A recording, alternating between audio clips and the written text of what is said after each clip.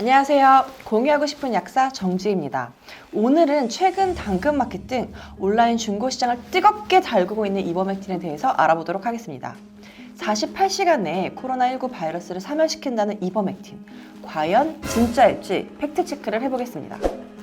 이버맥틴은 원래 구충제로 사용되는 약물입니다. 말 그대로 체내의 기생충을 죽이는 역할을 하죠. 주로 중남미나 아프리카에서 사용되며 국내에서는 동물 구충제로 사용하고 있습니다.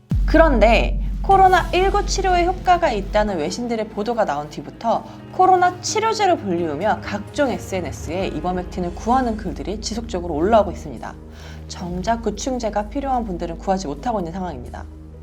모든 바이러스 치료제의 핵심은 우리 몸의 면역 시스템이 바이러스를 죽이는 속도가 바이러스가 스스로 복제해서 우리 몸에 확산되는 속도를 넘어야 한다는 것입니다. 쉽게 말해서 누가 더 땅 따먹기를 잘하느냐로 비유할 수도 있죠. 그럼 이버맥틴이 바로 이 역할을 하는 치료제일까요? 이버맥틴이 지금처럼 주목받게 된 것은 한 논문에서 시작되었습니다. 우리 신체에서 DNA가 복제되는 것처럼 코로나 바이러스 역시 복제 시스템을 가지고 있습니다. 코로나 바이러스가 가지고 있는 임포틴이라는 단백질은 바이러스의 복제를 돕는 단백질입니다. 그런데 이 논문에 따르면요, 코로나 환자에게 이버맥틴을 투여 시 임포틴의 작용이 억제되고 바이러스의 복제를 막아 48시간 내에 소멸된다고 합니다. 하지만 이 논문에서는 치료 효과만 언급되고 있으며 예방 효과와 치료 효과는 다른 것이기 때문에 예방 효과에 대한 임상시험은 따로 이루어져야 합니다. 방역 당국에서 발표한 바와 같이 정확한 용량, 부작용에 대한 안전성, 유효성이 충분히 검증되지 않아서 임상에 적용하는 것은 무리가 있습니다. 그렇다면 이버맥틴이 왜 당장 코로나19 치료제로 사용하기가 힘든 걸까요? 첫째, 발표된 일부 연구가 공개 방식으로 진행되었습니다. 임상시험에서 약의 효과를 확인하기 위해서는 위약이 누구에게 투여되는지 참가자와 임상자가 모두 몰라야 되는데 이것은 모두 공개된 방식으로 이루어졌습니다. 두 번째, 연구 대상의 인원수가 충분하지 않았습니다. 임상시험을 참여할 때 경증 환자부터 중증 환자까지 여러 단계의 환자가 섞인 상태로 임상시험이 진행되었는데 각각의 임상시험에 참여한 환자 수가 24명에서 400명까지로 다 합쳐도 1,400명밖에 불과한 것이 명백한 연구의 한계가 됩니다.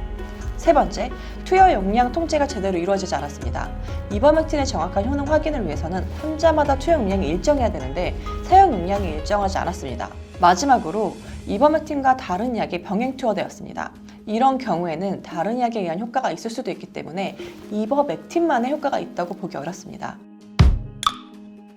이버맥틴을 다량 복용할 경우 뇌로 들어가 잠재적으로 시력 장애를 일으키고 중추신경계에 방해를 할 수도 있는 위험한 약입니다. 따라서 믿을 만한 임상시험 결과가 나오기 전까지는 절대로 무턱대고 복용해서는 안 됩니다. 질병관리청뿐만 아니라 WHO에서도 이버맥틴의 코로나19 치료 효과는 물론 예방 효과는 더더욱 입증되지 않았기에 복용하지 않는 것을 권고했습니다. 코로나19 사태가 길어지면서 많이 답답하시겠지만 백신 접종까지 얼마 남지 않은 시점에서 시민 여러분들의 노력이 절실히 필요합니다. 코로나 관련 새로운 소식이 들려오면 바로 전해드리도록 하겠습니다. 감사합니다.